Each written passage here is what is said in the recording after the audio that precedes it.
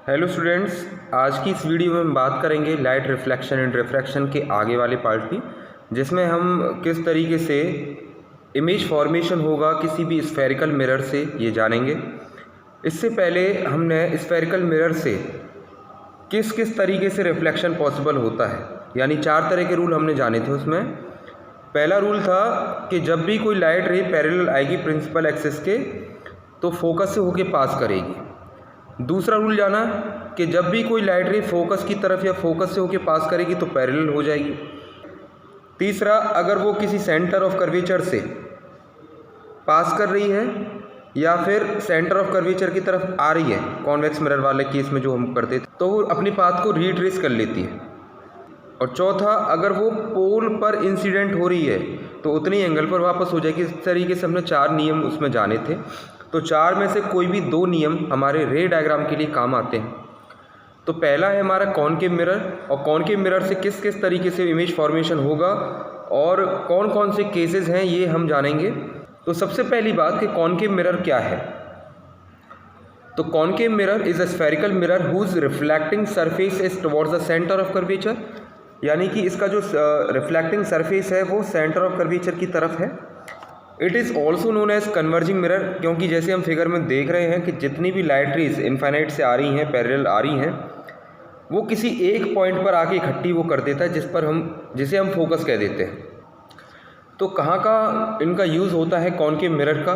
तो सबसे पहला यूज़ होता है टॉर्च में। टॉर्च में आपने देखा होगा जिस तरफ बल्ब फिट होता है उसके पीछे की तरफ वो कॉनकेव मिरर होता है। दूसरा, by dentist to see enlarged image of teeth. जब किसी डेंटिस्ट के पास जाते हैं, अगर कोई भी टीथ में डिफेक्ट होता है तो वो एक छोटा सा मिरर मुंह में डालता है। वो मिरर कॉनकेव टाइप का मिरर होता है। इसके अलावा इन solar cookers and solar furnace में भी हम यूज़ करते हैं। वो किस तरीके से यूज़ करेंगे? जिस तरीके से सन हमारा एक तरीके से इनफाइनाइट पर कंसीडर किया जाएगा, इनफाइनाइट से लाइट रेज आएंगी पैरेलल और वो किसी एक फोकस पर कंसंट्रेट हो जाएंगी। ठीक उसी तरीके से सोलर फर्नेस या सोलर कुकर में भी लाइट को एक जगह पे कंसंट्रेट कर दिया जाता है। उस जगह पे जहाँ पे खाना रखा होता है उस जगह उसका टेम्परेचर बढ़ेगा, खाना बॉयल होगा और पकेगा।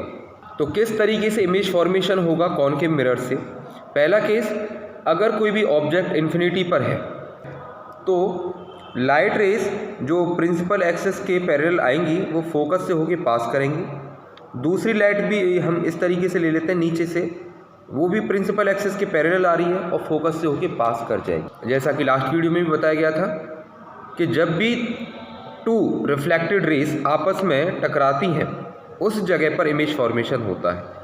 तो ये दोनों लाइट रेज टकरा रही हैं फोकस पर, तो कहने का मतलब ये हुआ कि इमेज फॉर्म होगी फोकस पर। अब क्योंकि लाइट रेज एक्चुअल में ही टकरा रही हैं, वो अपीयर नहीं हो रही, तो इमेज जो बनेगी वो रियल टाइप की इमेज बनेगी।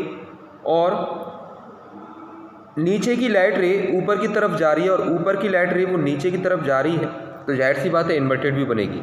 और इस पेयर को हमेशा याद रखना, जब भी कोई इमेज रियल होती है तो इन्वर्टेड भी होगी। दूसरी इमेज की जो प्रॉपर्टी है वो है हाईली डिमिनिश्ड, यानी बहुत ही छोटी होगी, पॉइंट साइज्ड होगी। दूसरा रे डायग्राम, दूसरा केस, जिसमें ऑब्जेक्ट हमारा सेंटर ऑफ कर्वेचर के पीछे रखा हुआ है, यानी इन्फिनिटी पर नहीं है, किसी फाइनाइट डिस्टेंस पर है लेकिन सेंटर ऑफ कर्वेचर से पीछे है। तो इस केस में क्या होगा, जो पहली लाइट हम ले रहे हैं वो प्रिंसिपल एक्सिस के पैरेलल ले रहे हैं। तो ए पॉइंट से, यानी कि जो टॉप मोस्ट पॉइंट है ऑब्जेक्ट ए का, वहाँ से लाइट रे जा रही है parallel to the principal axis, mirror से टकराई और फोकस से होके पास कर गई। दूसरी लाइट रे आप सेंटर ऑफ कर्वेचर से ले लीजिए। सेंटर ऑफ कर्वेचर से पास करने वाली लाइट वो अपने पाथ पर रिट्रेस हो जाएगी। तो यहाँ पर इंसिडेंट रे रही इस डायरेक्शन में और इसी डायरेक्शन में रिफ्लेक्टेड रे रही। तो जहाँ पर दोनों रिफ्लेक्टेड रेज टकराई, यानी ये वाली और ये वाली, तो वो पॉइंट है हमारा ए डैश।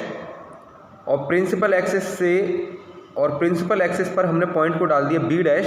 तो this is the image formed as A dash B dash. तो जैसे हमको नज़र आ रहा है कि जो इमेज बनी है फोकस और सेंटर ऑफ कर्वेचर के बीच में बनी है, दूसरी प्रॉपर्टी कि रियल है और इन्वर्टेड है, क्योंकि लाइट रेज यहाँ पर भी एक्चुअल में टकरा रही हैं और प्रिंसिपल एक्सिस से नीचे इमेज बन रही है तो इन्वर्टेड है, और डिमिनिश्ड है यानी कि स्मॉलर देन ऑब्जेक्ट है। तीसरा रे डायग्राम, जिसमें हमने ऑब्जेक्ट रखा सेंटर ऑफ कर्वेचर पर। सबसे पहली हमने लाइट रे ली parallel to the principal axis, वो भी हमारी फोकस से पास करी, एंड दूसरी लाइट रे हमने फोकस से ली और वो पैरेलल हो गई। तो जहाँ कहीं पे भी दोनों रिफ्लेक्टेड रेज आपस में मीट करी, आपस में टकराई, तो वहाँ पे बन गई image A dash B dash. तो जैसा हमको नज़र आया फिगर में कि जो पोजीशन रही इमेज की वो सी पर रही, रियल और इन्वर्टेड रही, same size as that object, यानी कि इमेज का साइज ऑब्जेक्ट के बराबर ही होगा। एक बात का हमें रे डायग्राम्स में ध्यान रखना है कि जो भी कि सेंटर ऑफ कर्वेचर और पोल के बीच में जो लाइन है हमारी वो रेडियस ऑफ कर्वेचर है, ये बात हम पहले भी जान गए थे। लेकिन उसका जो मिड पॉइंट है वो है फोकस।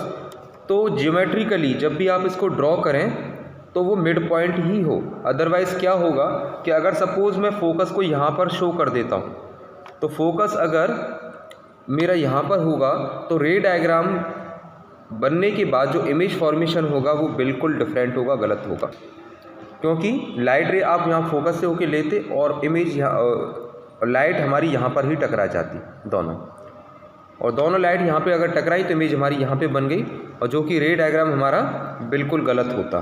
तो कहने का मतलब ये है कि ज्योमेट्री का पूरा ध्यान रखें। सेंटर ऑफ कर्वेचर और पोल के बीच में जो मिड पॉइंट होता है यानी फोकस होता है वो एक्चुअल में ही मिड पॉइंट होना चाहिए डायग्राम बनाते वक्त। चौथा case, object between centre of curvature and focus. यहाँ पे हमने ऑब्जेक्ट रखा सेंटर ऑफ कर्वेचर और फोकस के बीच में। इसके बाद जो पहला काम हमें करना है वो यही है कि लाइट रे को parallel to the principal axis लीजिए ऑब्जेक्ट के टॉप मोस्ट पॉइंट यानी ए से, जो कि फोकस से होके पास करेगी, और दूसरी लाइट रे आपकी मर्जी है, आप कहीं से भी होके ले सकते हो। इसमें आप चाहो तो इसको फोकस से होके भी पास करा सकते हो, और आप चाहो तो इसे सेंटर ऑफ कर्वेचर से भी पास करा सकते हो। इसके लिए क्या किया, लाइट को हमने सेंटर ऑफ कर्वेचर के सीध में लिया, यानी कि बिल्कुल उसी के डायरेक्शन में, और वो अपने पाथ को रिट्रेस करेगी। तो जैसे कि हम फिगर में देख रहे हैं कि जिस तरीके से हम कोई भी रूल यहाँ पे अपनाएंगे तो वहाँ से रे डायग्राम उसी एग्जैक्ट पॉइंट पर ही बनेगा। इसमें कोई भी रटने वाली या फिर याद करने वाली कोई बात नहीं है, सिर्फ 4 रूल में से 2 रूल हमें अप्लाई करने हैं। तो जहाँ पर लाइट रे हमें हमारी मिली तो वो था पॉइंट हमारे सेंटर ऑफ कर्वेचर के पीछे, तो वो था पॉइंट हमारा सेंटर ऑफ कर्वेचर के पीछे, यानी कि जो इमेज बनेगी वो सेंटर ऑफ कर्वेचर से पीछे बनेगी।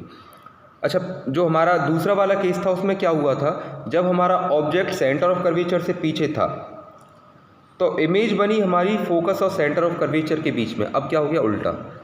अब सेंटर ऑफ कर्वेचर और फोकस के बीच में ऑब्जेक्ट है तो इमेज बनी हमारी सेंटर ऑफ कर्वेचर के पीछे। तो नेचर ऑफ इमेज क्या रहा, रियल एंड इन्वर्टेड। दूसरा, लार्जर देन ऑब्जेक्ट। अब पांचवें केस को देखें तो यहाँ पर ऑब्जेक्ट हमने रखा फोकस पर।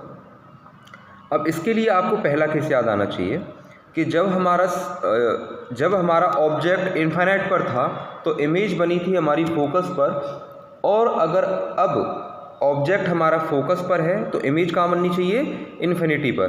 तो कैसे बनेगी, रे डायग्राम में हम देखते हैं कि light ray parallel to the principal axis, again focus से पास करवाई हमने, और दूसरी लाइट रे आपने ली सेंटर ऑफ कर्वेचर की डायरेक्शन में, जो कि अपने पाथ को रिट्रेस करेगी। तो देखा जाए तो दोनों ही लाइट रेस पैरेलल हैं और वो कहीं पे भी मीट नहीं करेंगी, लेकिन फिर भी इमेजिन किया जाता है कि वो दोनों लाइट रेस इन्फिनिट पे मिलती हैं, यानी बहुत ज़्यादा दूरी पर वो मिलने वाली हैं। इस तरीके से उसको इमेजिन किया जाता है।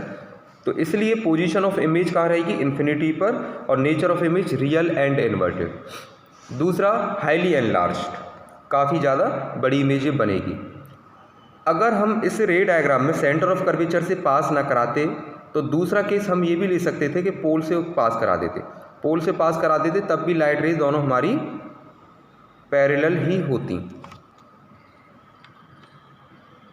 इस तरीके से कुछ। तो कहने का मतलब ये है, अगेन मैं बोल रहा हूँ, रिपीट कर रहा हूँ कि कोई भी चार में से कि कोई भी 2 रूल्स हमें याद रखने हैं, 4 में से 2 को अप्लाई करिए, रे डायग्राम खुद बन जाएगा, बिल्कुल भी याद करने की ज़रूरत नहीं है।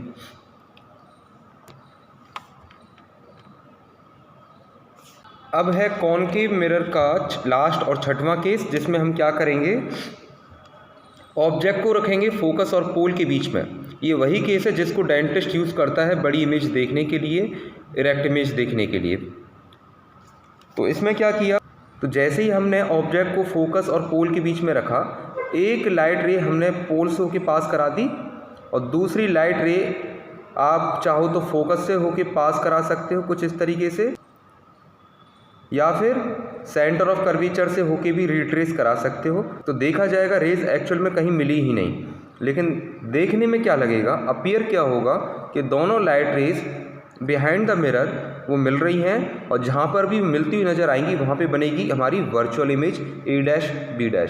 यानी ये कॉनकेव मिरर का एक इकलौता केस है जिसमें इमेज हमारी वर्चुअल और इरेक्ट बनती है। बाकी की पांचों केस में रियल और इन्वर्टेड इमेज हमारी बनती है। और दूसरी चीज़ जो नोट करने के लायक है कि कॉनकेव मिरर एक इकलौता मिरर है जो दोनों तरह की इमेज बना सकता है, यानी रियल इमेज भी बना सकता है और वर्चुअल इमेज भी बना सकता है। इसके अलावा जो दोनों टाइप के मिरर हैं, यानी कि कॉन्वेक्स मिरर और प्लेन मिरर, वो हमेशा वर्चुअल इमेज बनाएंगे। तो नेचर ऑफ इमेज यहाँ पर हमें क्या देखने को मिला कि वर्चुअल और इरेक्ट इमेज बनी और दूसरा लार्जर देन ऑब्जेक्ट बनी। यही केस डेंटिस्ट के द्वारा यूज़ किया जाता है बड़ी इमेज देखने के लिए। तो क्या क्या प्रॉपर्टीज़ रहीं हमारी जो 6 केस थे कि पोजीशन ऑफ ऑब्जेक्ट अगर हम देखें, अगर वो पहला केस इन्फिनिटी का है, अगर वो पहला केस इन्फिनाइट का है तो इमेज बनती है हमारी फोकस पर, हाईली डिमिनिश बनती है, रियल और इन्वर्टेड बनती है। दूसरा केस, अगर सेंटर ऑफ कर्वेचर से पीछे है ऑब्जेक्ट तो इमेज बनेगी फोकस और सेंटर ऑफ कर्वेचर के बीच में, डिमिनिश्ड बनेगी यानी स्मॉलर देन ऑब्जेक्ट बनेगी, और रियल और इन्वर्टेड बनेगी। तीसरा केस, अगर ऑब्जेक्ट सेंटर ऑफ कर्वेचर पर है तो इमेज बनेगी हमारी सेंटर ऑफ कर्वेचर पर ही, सेम साइज की बनेगी, अगेन रियल एंड इन्वर्टेड बनेगी। अगर वो बिटवीन C एंड F यानी सेंटर ऑफ कर्वेचर और फोकस के बीच में है तो इमेज बनेगी बियॉन्ड C, एनलार्ज बनेगी और रियल और इन्वर्टेड बनेगी।